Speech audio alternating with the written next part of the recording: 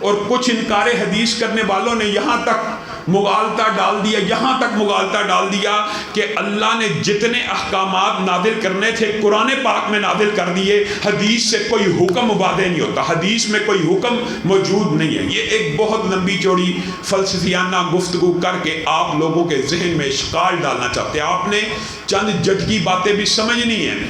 اگر صرف قرآن پاک احکامات کی کتاب ہے اور قرآن پاک کے باہر کوئی حکم موجود نہیں ہے تو اٹھائیے پورا قرآن پاک میں تو حکم ہے کہ اللہ تعالیٰ نے تمہارے اوپر مردار کو حرام کیا۔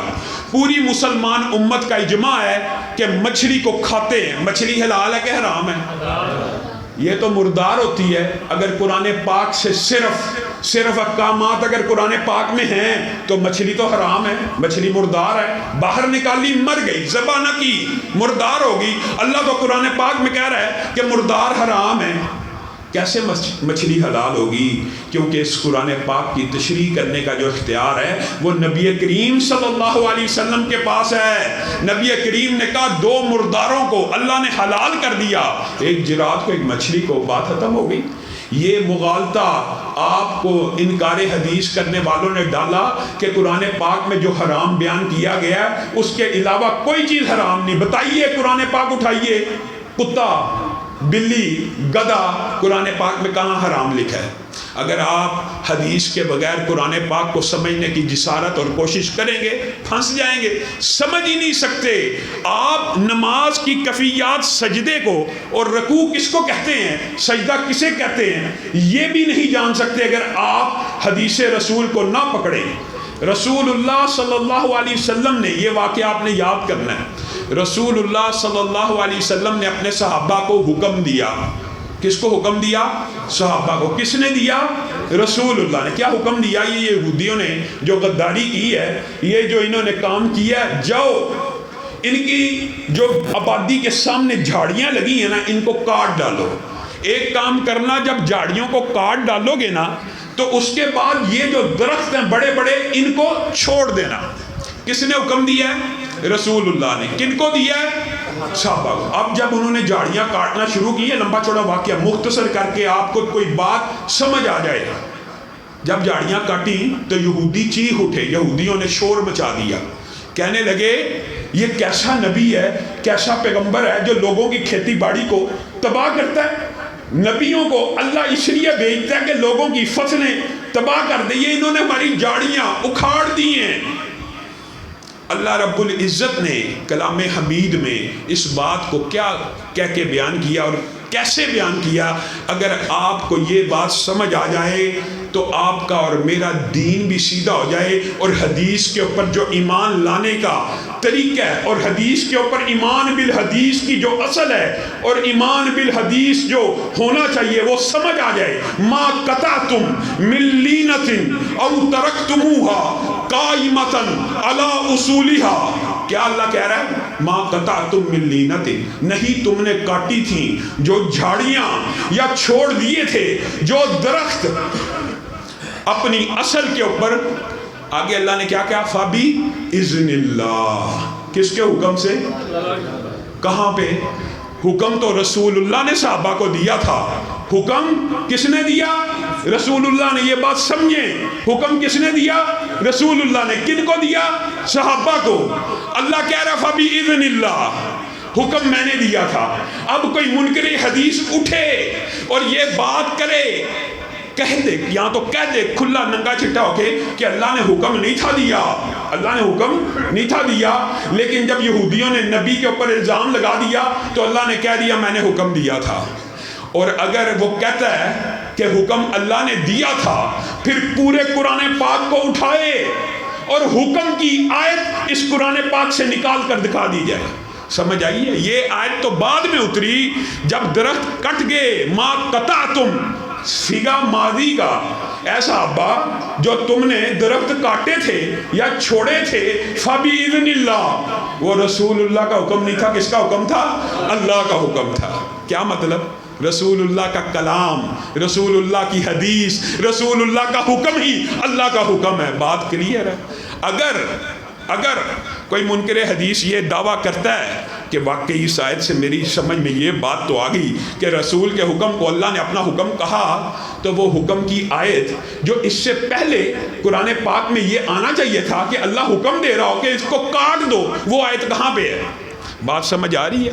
یہ انکار حدیث والے یہ کہتے ہیں کہ سارے حکم قرآن پاک میں موجود ہیں، اللہ خود کہہ رہا ہے کہ میں نے یہ حکم دیا تھا، رسول اللہ کا حکم میرا ہی حکم ہے، اللہ کہہ رہا ہے وہ حکم کہاں پہ ہے قرآن پاک میں؟ آگے آئیے بات کو آسان سمجھنے کے لیے، امرت ان اسجد علی سبعۃ اعظم، سجدہ کس کو کہتے ہیں؟ سجدہ کس کو کہتے ہیں؟ آپ بتائیے سجدے کی کیا کیفیت ہے؟ قرآن پاک میں وہ کیفیت بیان نہیں کی گئی، رسول اللہ نے صحابہ سے یہ کیفیت بیان کی، امرت ان اسجد علی سبعۃ اعظم، میں محمد صلی اللہ علیہ وسلم کو حکم دیا گیا ہے۔ بتائیے رسول اللہ کو کون حکم دے سکتا ہے؟ کیا اللہ کے علاوہ کسی کے اندر یہ استطاعت، جرأت، جسارت ہے کہ اللہ کے رسول کو حکم دے؟ امرت ان اسجد علی سبعۃ اعظم، مجھے حکم دیا گیا ہے کہ میں اپنے 7 اعضاء کے اوپر سجدہ کروں، اور جو کیفیت آج ہم سجدہ کرتے ہیں 2 ہاتھ ہوں، 2 گھٹنے اور 2 پاؤں ہو، اور ایک پورے کا پورا ماتھا، ناک کی ہڈی زمین پہ لگی ہو، مجھے یہ حکم دیا گیا ہے کہ میں 7 اعضاء پہ سجدہ کروں۔ اللہ کے علاوہ کوئی حکم دینے والا ہو سکتا ہے؟ کوئی فرشتہ ہو سکتا ہے؟ اب انکار حدیث کرنے والوں سے پوچھئے کہ قرآن پاک کی وہ کون سی آیت ہے جہاں پہ یہ حکم موجود ہے کہ 7 ہڈیوں کے اوپر سجدہ کرنا ہے؟ یہاں تو کہہ دیں معاذ اللہ، دین سے نکل جائیں کہ اللہ کے رسول کو حکم تو اللہ نے نہیں تھا دیا، لیکن رسول اللہ نے اپنی طرف سے معاذ اللہ یہ بات کہہ دی۔ یہاں تو یہ جرأت کریں، اور اگر وہ کہتے ہیں نہیں واقعی اللہ ہی نے حکم دیا تھا اور سجدے کی جو کیفیت رسول اللہ کیا کرتے تھے وہی آج کرنی چاہیے، تو وہ حکم قرآن پاک سے نکال کے دکھایا جائے۔ نہیتو، امرتو کا مطلب ہوتا ہے حکم دیا گیا، مجھے آرڈر کیا گیا، اور نہیتو کا مطلب ہوتا ہے مجھے منع کیا گیا۔ رسول اللہ صلی اللہ علیہ وسلم کہتے ہیں نہیتو ان اقرأ القرآن راکعا او ساجدا، میں منع کیا گیا ہوں۔ بتائیے اللہ کے علاوہ کوئی ذات ایسی ہے جو رسول اللہ کو منع کر دے؟ کسی کی جرأت ہے؟ نہیں۔ اگر یہ منع ہے، جیسے اوامر کا حکم منکرین حدیث کے نزدیک صرف قرآن میں ہے، اسی طرح منکرین حدیث کا یہ نظریہ ہے کہ نواہی کے حکم بھی، یعنی یہ بھی حکم کی ایک قسم ہوتی ہے، منع کا حکم بھی قرآن پاک میں ہے۔ نبی کریم صلی اللہ علیہ وسلم نے کہا کہ میں منع کیا گیا ہوں کہ میں قرآن پاک کی تلاوت کروں سجدے میں اور رکوع میں۔ دعا کرنے کی بات نہیں ہو رہی، قرآن پاک کی تلاوت کی بات ہو رہی ہے کہ سورۃ بقرہ رکوع میں شروع کر دی جائے اور سجدے میں مختلف صورتوں کی تلاوت شروع کر دی جائے۔ دعائیں کرنا سجدے اور رکوع میں ثابت ہے، یہ تلاوت کی بات ہو رہی ہے۔ اور اگر یہ حکم اللہ نے نبی کریم صلی اللہ علیہ وسلم کو دیا اور آج امت کا اس حکم کے اوپر عمل ہے اور اجماع ہے، تو بتائیے قرآن پاک کی کون سی آیت میں یہ اللہ تعالیٰ نے آیت نازل کی ہے؟ بتائیے آپ کو کہاں سے ملے گا؟ حدیث رسول کے بغیر کوئی چیز قرآن پاک کی تشریح ثابت نہیں ہو سکتی۔ اور حدیث پہ ایمان کیسا ہونا چاہیے؟ چند باتیں آپ کے سامنے رکھ کے اپنی بات کو ختم کروں گا۔ کیسا ہونا چاہیے؟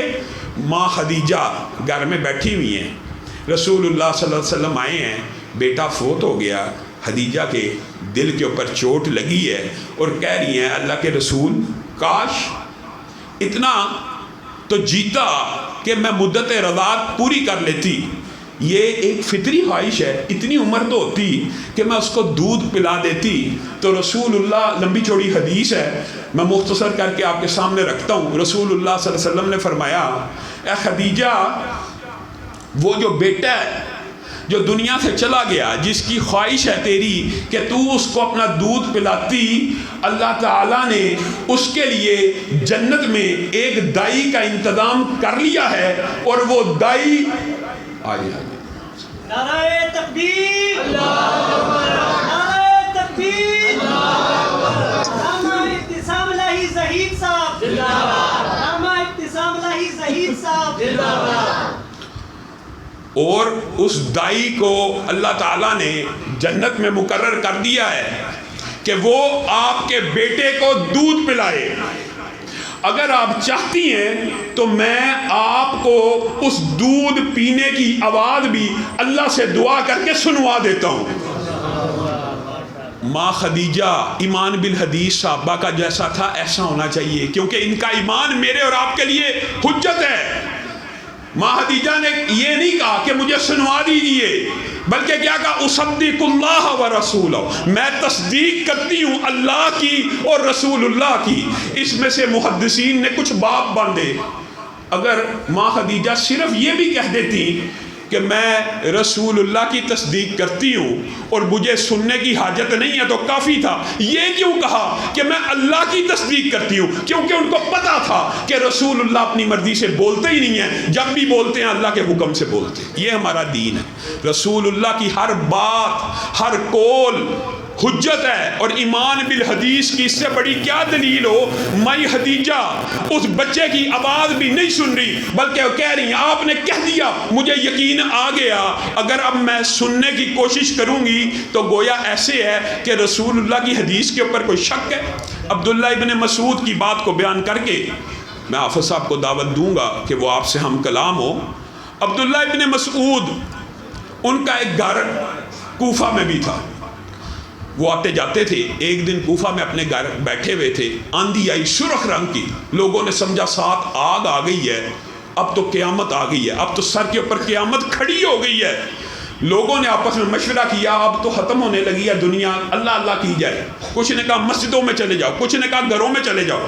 بعض لوگوں نے کہا وہ رسول اللہ کا ایک صحابی کوفہ میں موجود ہے، ان سے مشورہ کرتے ہیں کہ کیا ہوا ہے، کیا کرنا چاہیے. اب قیامت تو آ گئی ہے، مرنے لگے ہیں، اب ہمیں کیا کرنا چاہیے، ان سے مشورہ کرتے ہیں.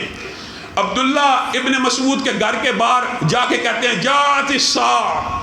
اگر ویسے دروازہ کھٹکاتے تو شاید عبداللہ ابن مسعود باہر آ جاتے. جا کے کہتے ہیں جات الساعہ، قیامت آ گئی ہے، قیامت آ گئی ہے. سرخ آندھی آگ کی طرح بڑی بڑی لپٹیں لے کے آ رہی ہے.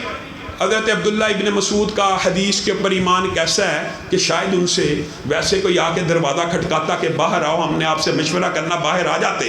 اندر سے یہ آواز لگا کے کہتے ہیں او کیا ہو گیا، قیامت اس وقت تک نہیں آ سکتی جب تک زمین کے اوپر وراثت کو صحیح طریقے کے ساتھ رسول اللہ کے حکم اور قرآن کے حکم کے ساتھ تقسیم کیا جاتا رہے گا، تب تک قیامت نہیں آ سکتی. لوگوں نے پوچھا اندر سے ہی یہ آپ کیوں کہہ رہے ہیں؟ کہا میں نے رسول اللہ صلی اللہ علیہ وسلم سے خود سنا تھا کہ رسول اللہ صلی اللہ علیہ وسلم نے کہا تھا ایک آدمی بھی، صرف ایک آدمی بھی اسلامی احکامات کے مطابق اگر وراثت کو تقسیم کرنے والا ہوگا، اس ایک آدمی کی خاطر بھی اللہ قیامت کو مؤخر کر دے گا. اس لیے قیامت نہیں آ سکتی. اندر سے ہی بیٹھے بیٹھے لوگ کہہ رہے ہیں قیامت آ گئی ہے، وہ اندر سے حدیث کے اوپر ایسا ایمان ہے کہ لوگوں کی بات کو سننا بھی گوارا نہیں کر رہے، اور کہہ رہے ہیں کہ جو رسول اللہ صلی اللہ علیہ وسلم نے فرما دیا اس کے اوپر میرا ایمان ہے. وآخر دعوانا